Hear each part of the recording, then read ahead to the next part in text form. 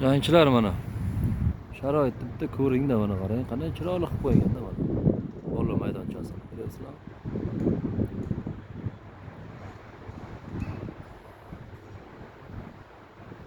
Juda go'zal qilib qo'ygan. Mana.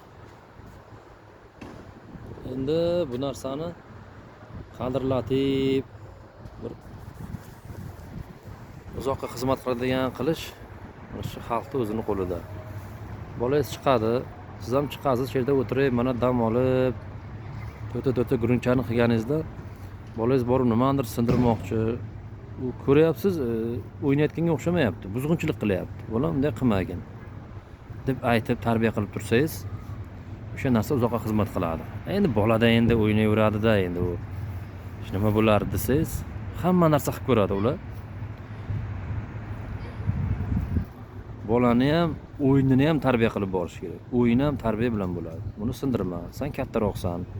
Buni senga to'g'ri kelmaydi. Sen narigisini o'ynagin. Bu kichkina bolalarniki. Qara, sen sig'mayapsan bunga deb bolani yoshiga, aqliga qilib, chiroyli qilib tarbiya qilib borsangiz, o'shanga moslashadi. Keyin sheriga aytasiz. Sen kattasan deydi, bunga chiqma deydi. Bu kichkina bolalarniki bu deydi. Deb bir-biriga tarbiyada yordam beradi. Hammasiga mana shu kattalar xizmat qilish kerak.